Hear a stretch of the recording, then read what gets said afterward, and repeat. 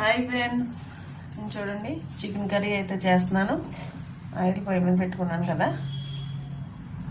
ఇప్పుడు దీంట్లో ఆనియన్స్,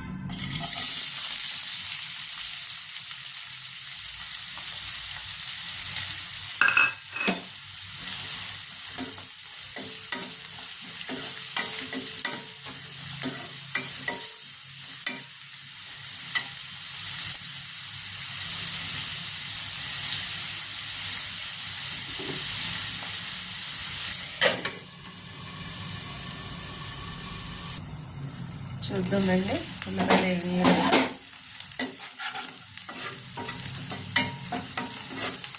ఉల్లిపాయలు అయితే వేగినాయి. మసాలా వేసుకుంటున్నాను.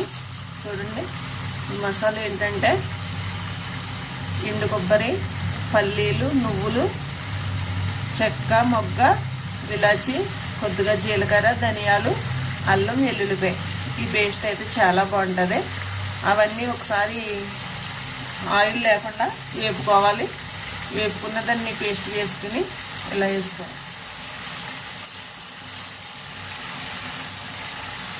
గ్రేవీ కూడా చాలా బాగుంటుంది. టేస్ట్ అయితే చాలా బాగుంటుంది.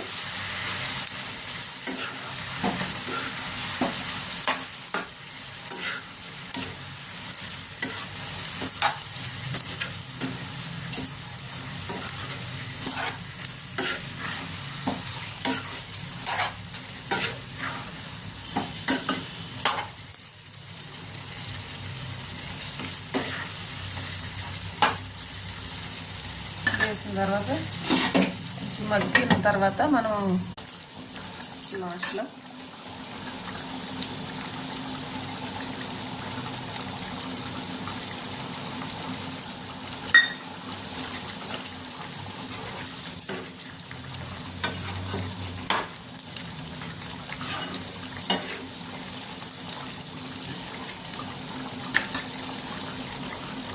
చికెన్ కూర అయితే రెడీ అయిపోయింది. మీరు కూడా ఒకసారి ఇలా ట్రై చేయండి. చాలా టేస్ట్ అయితే చాలా బాగుంటుంది.